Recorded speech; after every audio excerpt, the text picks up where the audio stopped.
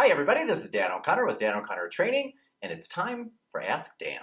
You gotta have a talk soon, don't wanna sound like a goon. You got to. Ask Dan. Today's Ask Dan question comes from Karina, and Karina asks, Hi Dan, there is someone that I have to deal with who is very condescending towards me, and I've obviously never found an efficient way of answering her because this still happens. Thanks.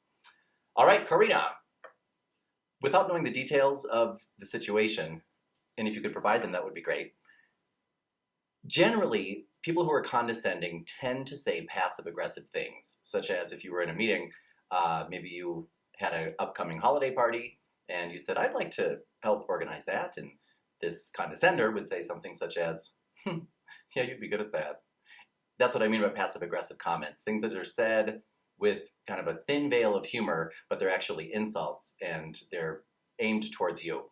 And things like that, generally, what people who communicate that way, who communicate in a passive-aggressive way, do not like assertive communicators, or in other words, don't like people who are upfront and clear in their communication and who call them on their behavior. So I recommend doing that. And a simple tactic that so many of us can use on an everyday basis is called the clarifying question. There are two parts to it.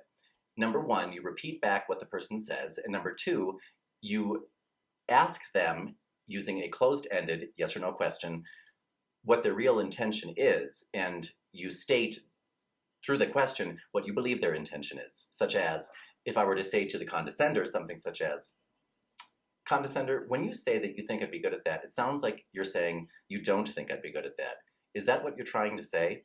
And it's a good idea to say, is that what you are trying to say? Is that what you're trying to tell me? Because it's by saying that, you're saying, it sounds like you're trying to say this, but you need some help. So I'll help.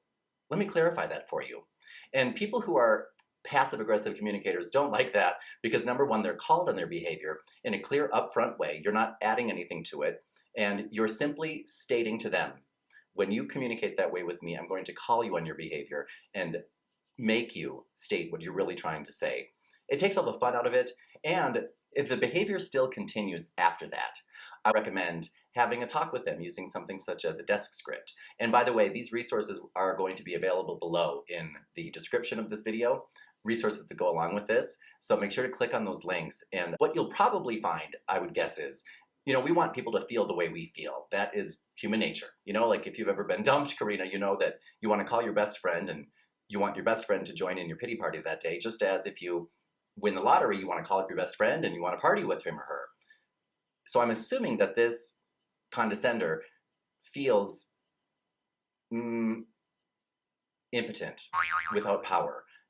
They don't feel as though they're really as good as they think they are. They feel as though they might be exposed for the fraud they believe that they are, so they go around wanting other people to feel incompetent as well.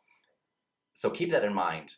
Always communicate with kindness, as I'm sure you do if you're asking a question on how to deal with this rather than just firing off first thing into the brain, first thing out of the mouth. And also I recommend checking out our link, which will also be below, on making and using a personal compass. You'll find that helpful. But for starters, Karina, try the clarifying question. Remember, the next time they say something condescending to you, repeat it back. Condescender, you just said XYZ. It sounds like you're really saying XYZ. Is that what you're trying to say?